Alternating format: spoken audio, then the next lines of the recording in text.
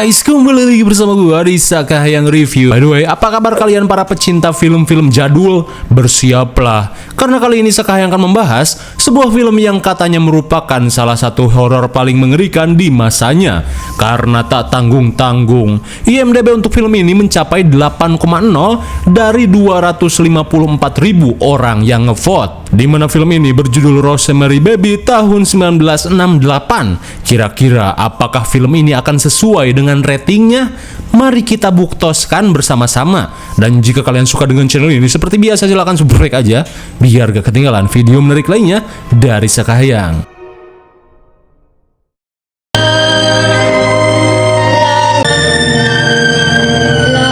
Film ini diawali dengan diperlihatkannya pasangan muda yang baru sampai di O'Jones apartemen di kota New York, di mana aktor tampan bernama Guy dan istrinya yang bernama Rosemary memutuskan pindah ke New York agar Guy bisa mengembangkan karir dan mengikuti casting film terkenal. Hingga sesaat kemudian, agen properti bernama Nick langsung mengantar kliennya ke apartemen yang akan mereka sewa. This way, please. Setibanya di lantai 7, Rose yang penasaran langsung menanyakan kebenaran gosip tentang misteri kematian penghuni apartemen sebelumnya. Namun Nick mengungkapkan jika hal tersebut hanyalah gosip untuk menjelekkan apartemen ini. Karena sebenarnya si penghuni tersebut meninggal di rumah sakit akibat hipertensi dan rombehan akut yang sudah menjalar ke wajahnya. When the time comes, she was chipper right to the end. Oh, closet? Oh. Setelah berkeliling melihat kondisi apartemen, Rose yang merasa cocok meminta suaminya untuk menego harga. That you were drug addicts and litterbugs. Singkat waktu, saat Guy dan Rose mendatangi rumah sahabat kolotnya yang bernama Edward, mereka pun memberitahukan kabar kepindahannya ke O'Jones apartemen. Mendengar hal itu, Edward pun menceritakan rumor mengerikan di apartemen tersebut, di mana menurut gosip dan cenah, pada tahun 1939, apartemen itu pernah dihuni oleh ketua sekte sesat bernama Adrian Marcato, di mana sekte sesat itu selalu melakukan penumbalan dengan menghidangkan daging bocil dalam setiap ritualnya. Bahkan menurut rumor, Adrian tidak segan mengorbankan keluarganya sendiri sebagai tumbal. Meskipun ngeri, namun mereka merasa jika apa yang Edward ceritakan hanyalah heos belaka. Di keesokan harinya, Rose yang ingin secepatnya pindah terlihat memanggil beberapa tukang untuk menata ulang apartemen sewaannya.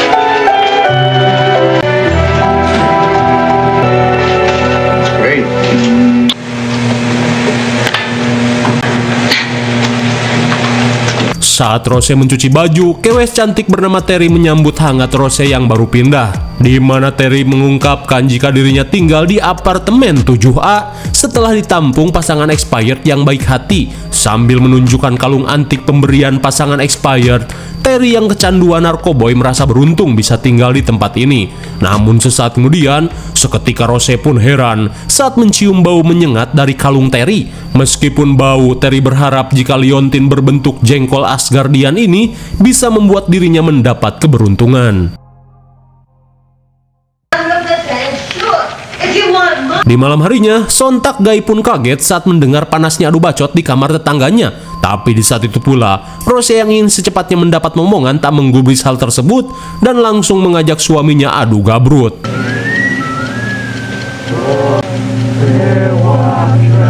Namun baru saja adu jigong, mereka langsung terdiam saat mendengar bacaan mantra yang terdengar cukup jelas.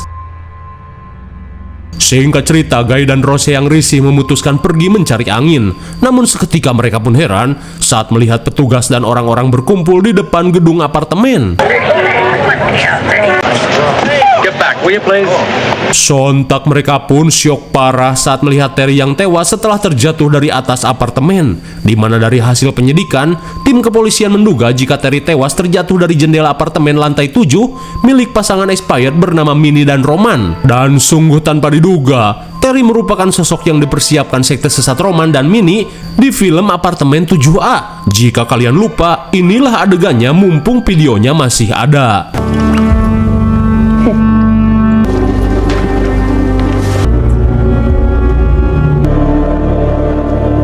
Hail Satan. Hail Satan. Hail Satan! Hail Satan! I have been waiting for you till eternity to be my baby.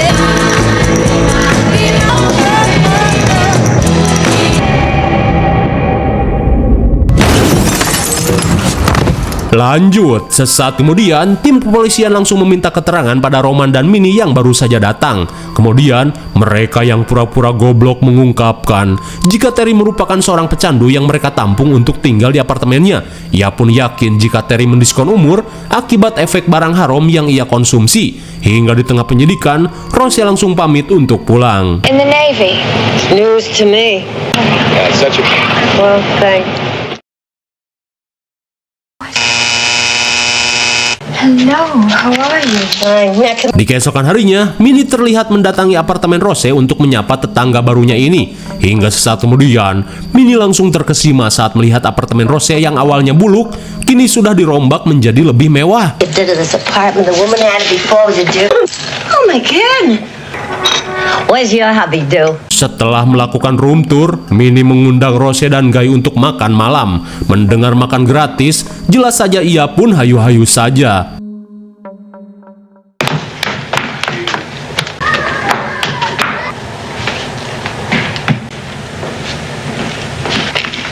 It's a bad play anyway. Sepulang ke rumah, Guy pun bete saat dirinya gagal mendapat peran utama. Lantas sambil berusaha menenangkan suaminya, Rose berkata jika malam ini kita diundang makan gratis di apartemen Minnie dan Roman. Meskipun malas tapi lumayan buat ngirit duit.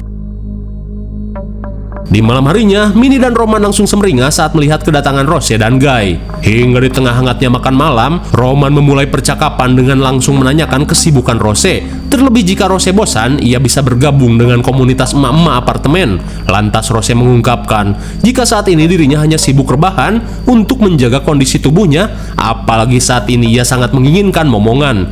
Namun Guy yang menyadari ekonomi keluarganya belum stabil, merasa ragu untuk cepat-cepat memiliki orok. Terlebih saat ini, dirinya sedang fokus mengikuti casting agar bisa mendapat peran utama. Mendengar hal itu, Roman menyarankan agar Guy menuruti keinginan Rose karena ia yakin kehadiran si dede bayi akan mendatangkan rezeki tak terduga. Yeah, it was lovely. Bless you. About that steak, huh? Oh my god! Only 3 dinners. Sepulangnya ke apartemen, Guy mengungkapkan jika dirinya mulai tertarik dengan kisah sesektean yang diceritakan Roman. Lantas, Guy berniat untuk kembali menemui Roman guna melanjutkan obrolannya. Ia pun yakin jika cerita sesektean ini bisa memberinya inspirasi untuk menjadi seorang aktor horor.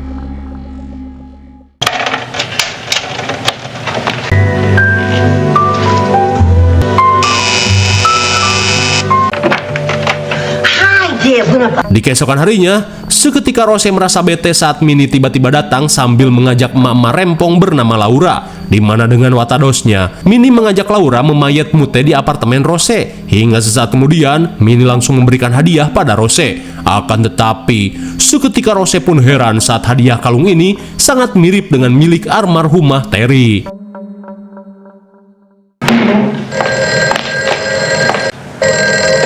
Hello? Awful. Di keesokan harinya, Rose langsung menanyakan apa yang terjadi. Lantas Guy mengungkapkan jika dirinya mendapat kabar dari produser tentang kebutaan yang dialami oleh si aktor utama. Dan itu berarti si produser meminta Guy untuk menggantikan si Agus menjadi tokoh utama. Dirasa kesempatan, Rose meminta suaminya untuk tidak menyia-nyiakannya. Singkat cerita, sepulangnya berbelanja, Rose pun terkesima saat melihat vas bunga terisi penuh oleh bunga mawar. Rupanya, Guy yang berhasil mendapat peran utama langsung menyanggupi keinginan Rose untuk menjalani program gabrut agar bisa mendapat momongan. Sontak Rose pun senang saat mendengar hal tersebut. Di malam harinya sebelum melakukan perhelatan gabrut, Guy dan Rose pun terlihat menikmati makan malam romantis.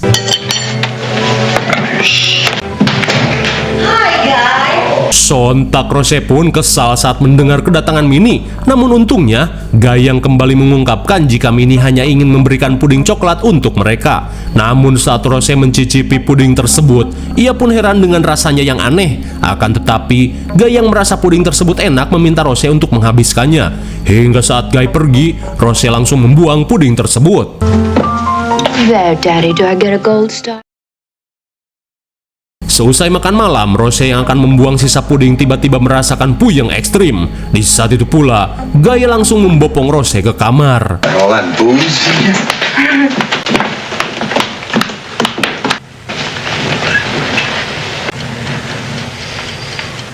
Hingga saat Rose tak berdaya seperti bongol pisang, Guy langsung memulai perhelatan gabrutnya.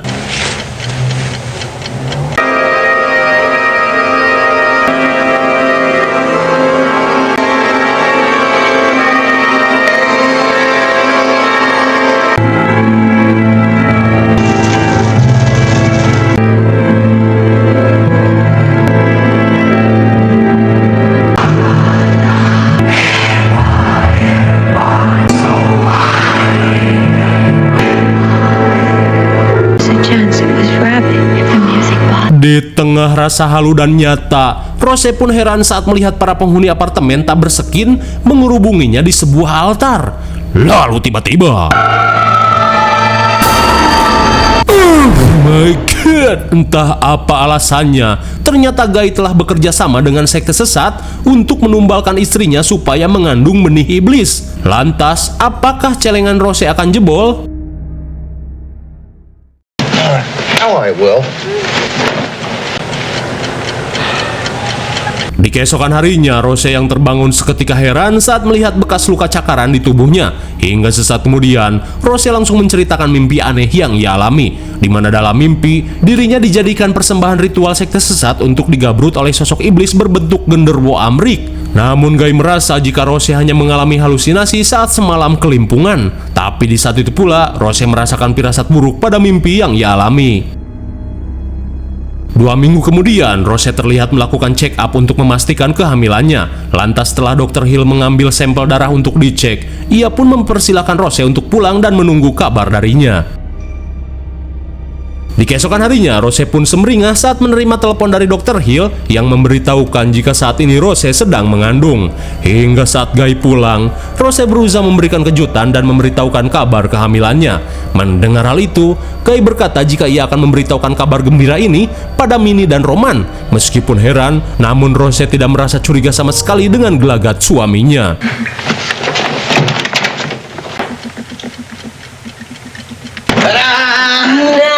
Hingga sesaat kemudian, Minnie dan Roman terlihat senang saat mendengar kabar kehamilan Rose. Kemudian, Roman dan Minnie yang ingin Rose mendapat penanganan terbaik selama hamil bergegas menelepon dokter kandungan kepercayaannya yang bernama Sapir.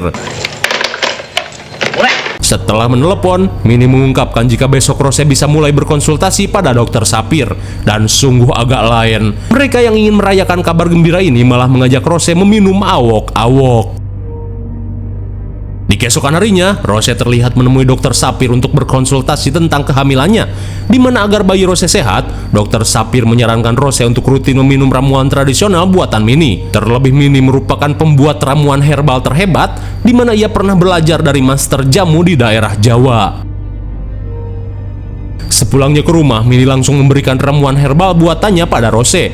Minnie pun meyakinkan Rose jika ramuan herbalnya ini memiliki khasiat baik untuk kandungan Rose. Di keesokan harinya, saat Guy sedang pepengkoran untuk mendalami karakter, seketika ia pun syok parah saat melihat istrinya pulang dengan rambut purutul. Namun Rose mengungkapkan jika ia sengaja mengubah gaya rambutnya agar terlihat sangar seperti anak STM. Hingga sesaat kemudian, Rose pun mengeluhkan sakit perut yang aneh akhir-akhir ini. Dirasa hanya kecapean, Guy meminta Rose lebih banyak beristirahat. Di malam harinya, Rose yang sedang ngidam terlihat lahap menyantap daging yang cenderung masih mentah. Hingga saat akan tidur, Rose pun mendapat telepon dari Edward yang ingin mengajaknya bertemu. Terlebih ia ingin memberitahu sebuah petunjuk tentang sekte sesat di apartemen Rose. Hingga setelah telepon ditutup, Guy yang mendengar hal itu langsung menanyakan lokasinya, apalagi ia tidak suka jika Rose sampai bertemu dengan Edward.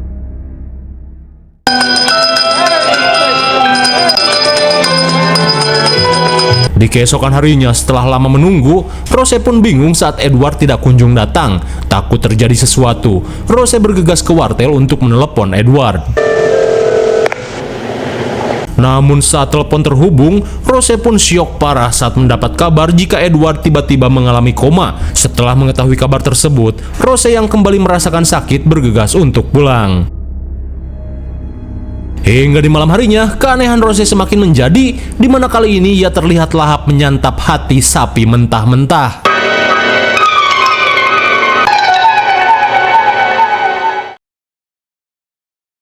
Singkat cerita, saat usia kehamilannya menginjak bulan ketiga, Rose pun mengundang teman-temannya ke pesta syukuran kehamilannya.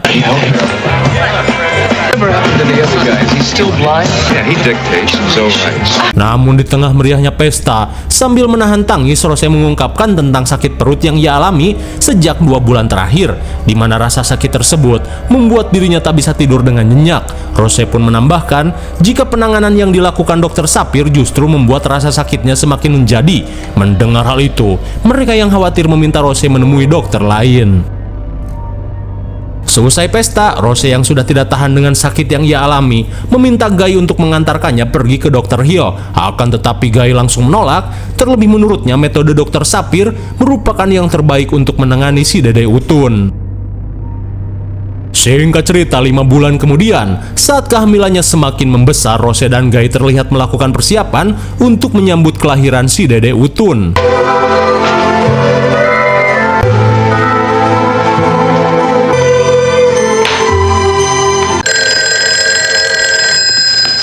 Hello, Mrs. Cardiff. Oh my God. Setelah menerima telepon, seketika Rose pun lemas saat mendapat kabar jika Edward yang koma kini telah meninggoy.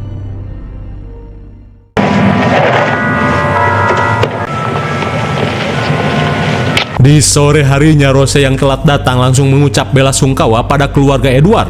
Hingga sesaat kemudian, Rose pun dihampiri pengacara Edward yang bernama Grace, di mana ia langsung memberikan wasiat yang ditinggalkan oleh Edward untuk Rose. Hingga sepulangnya ke rumah, Rose yang penasaran langsung mengunboxing paket tersebut. Rose pun merasa ngeri saat Edward memberikan buku yang berjudul Mereka Semua Adalah Penyihir pada dirinya.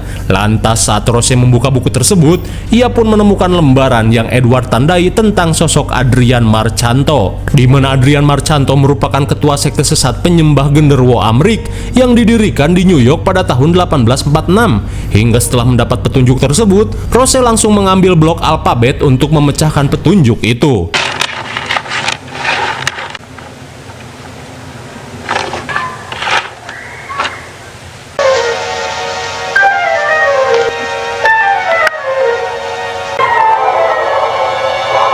Setelah menemukan tanda pada nama Stephen Marcanto, ia pun langsung mengutak-ngatiknya lagi.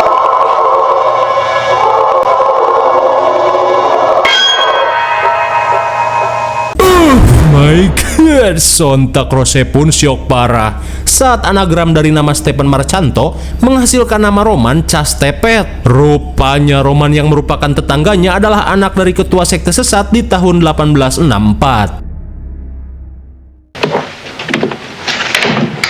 Saat Guy pulang, Rose langsung memberitahukan tentang identitas sosok Roman.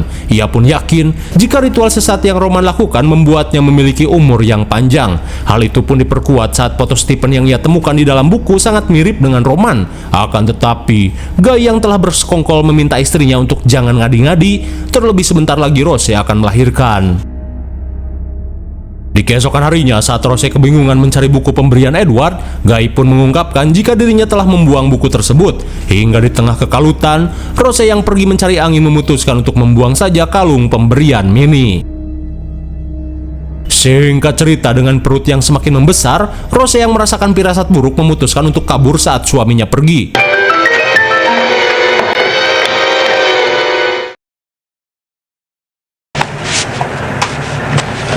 He lied to you. He said we were going to Hollywood. Sebelum melanjutkan pelariannya, Rose terlihat mendatangi kediaman Dr. Hill untuk memeriksakan kandungannya.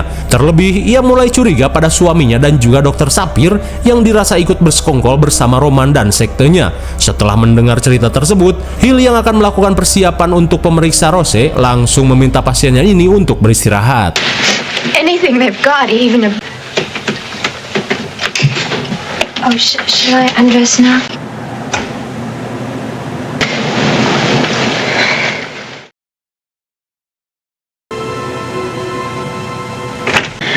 I was sleeping. Data si Cowboy, Rose yang terbangun pun syok parah saat Hill malah menjadi cepu dan memberitahukan keberadaannya pada Guy dan Sapir.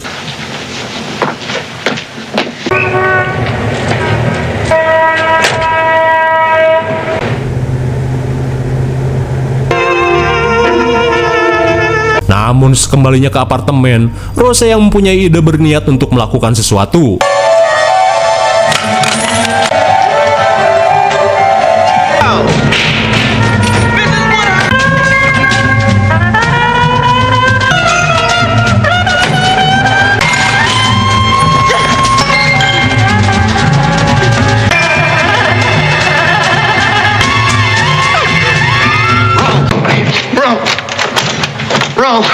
Setelah kabur dari Sapir dan Guy, Rose pun bergegas menelepon temannya. Tapi suenya, upaya Rose pun dipersulit sutradara saat teleponnya tak bisa terhubung. Namun di saat itu pula, tanpa Rose sadari, para anggota sekte sesat berhasil menyelinap ke dalam apartemennya.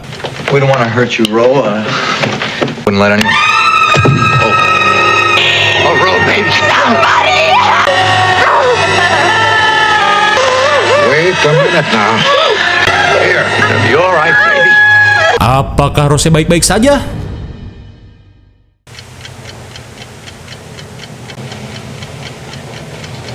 Singkat cerita, saat Rose siuman, Guy mengungkapkan jika bayi laki-laki yang Rose lahirkan saat ini sedang menjalani perawatan. Antara syok dan penasaran, Rose meminta suaminya untuk menunjukkan keberadaan putranya. Hingga di malam harinya, Rose pun penasaran saat mendengar suara bayi dari arah lemari.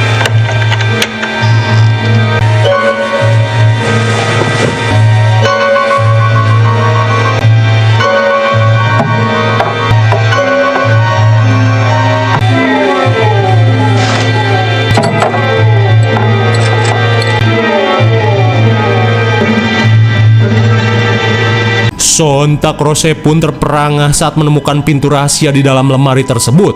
Takut terjadi sesuatu, Rose langsung mengambil pisau untuk berjaga-jaga.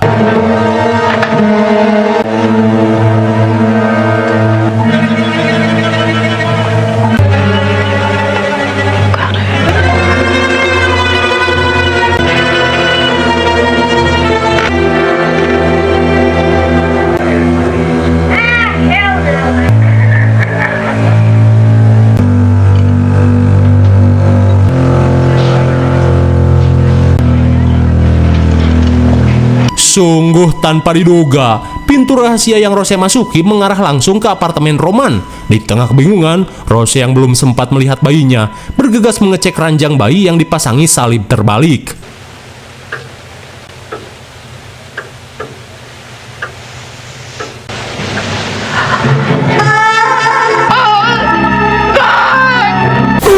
My God, betapa syoknya Rose saat melihat wajah bayinya yang mirip genderuwo Amrik. Rupanya, Guy telah mengorbankan Rose untuk menjadi inang kelahiran si iblis agar dirinya bisa menjadi aktor terkenal. Tak sampai di situ, kebutaan si aktor dan kematian Edward merupakan santet dari sekte sesat agar rencana mereka berhasil.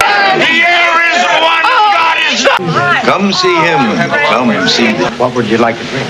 I should like a Coca-Cola. Di tengah rasa syok, Guy meyakinkan Rose untuk merawat bayi setan ini, di mana Guy meminta Rose untuk mengikuti keinginan para sekte sesat agar semua keinginan mereka bisa terwujud. Getting so much in return, Ro. Drink this, you'll feel a little better. What's in it? Mendengar bayinya menangis, Rose yang tidak tega terlihat mendekat untuk menenangkannya.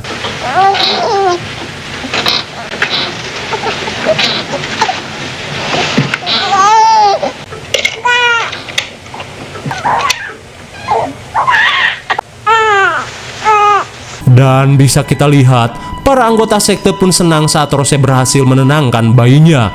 Kira-kira, apakah Rose akan hidup bersama si bayi setan? Ya ndak tahu, karena film pun sudah berakhir. Bagaimana? Apakah kalian terhibur dengan film jadul yang katanya paling mengerikan ini?